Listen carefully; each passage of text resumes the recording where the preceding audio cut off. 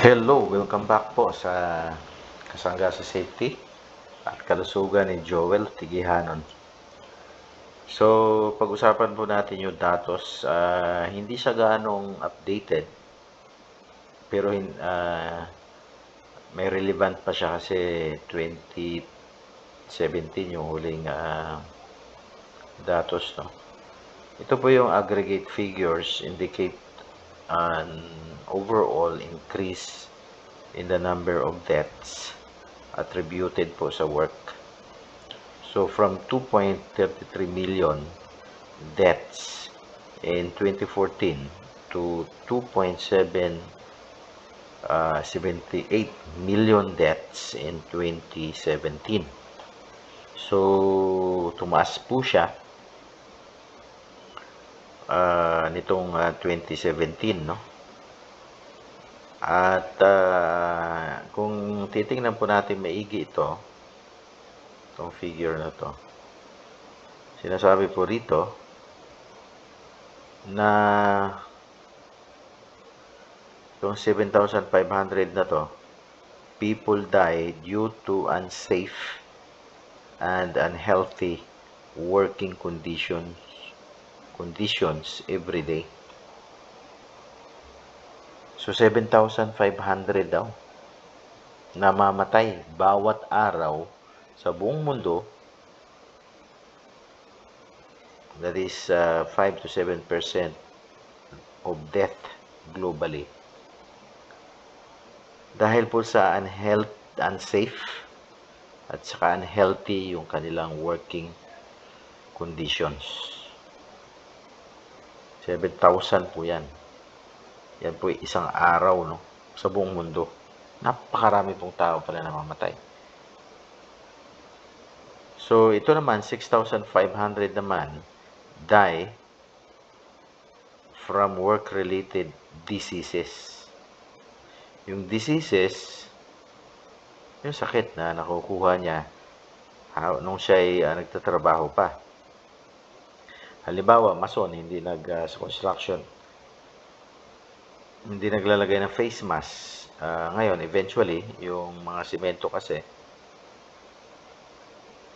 pag naghahalo ka ng simento, very fine yung simento na yan, malalanghap mo, eventually, hindi mo naman pwedeng pupunta yan sa baga mo, mag-accumulate. Kung araw-araw kang naghahalo ng simento, 8 hours a day, although hindi naman lagi, no?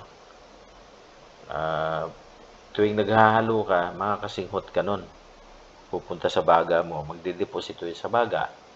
Hindi naman nalilinisan yung baga na parang ipin at toothbrushan mo, di ba? So, dadami yun doon. Nag-accumulate.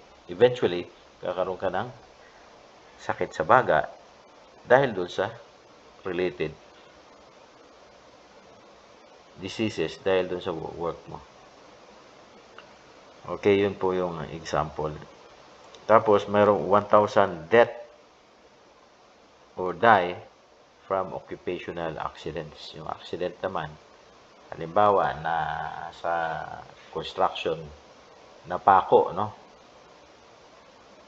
Hindi ni-report sa safety officer. Tinago lang dahil maliit lang.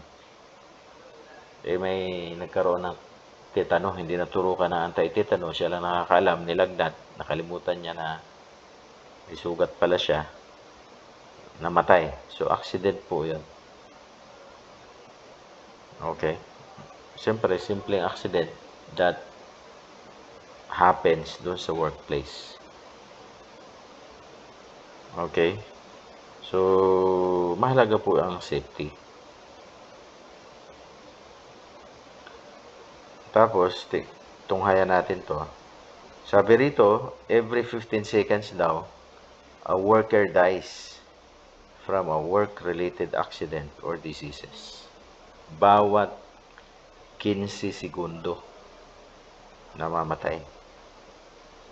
So, every year, 2.3 million people die from occupational accident or work-related diseases. Occupational po, nasa loob ng pabrika, trabaho, occupational yon, nasa loob ka ng building. pinagtatrabahuan mo. Okay? Bawat taon, 2.3 million people die dahil po sa aksidente at saka sa mga sakit na nakukuha doon. Diba? That is almost the entire, sabi niya, that's almost the entire population daw ng Chicago. So, yung hazardous activities ay yung fishing, agriculture, at saka mining ay dito, no? Isa yan sa mga hazardous activities. Activities po. Yung ginagawa niya. Yung hazardous. So, yun lang po. Sana mag-ingat tayo at maging aware sa atin pong environment o sa kung saan tayo nagtatrabaho. Mag-ingat po tayo lahat. Bye.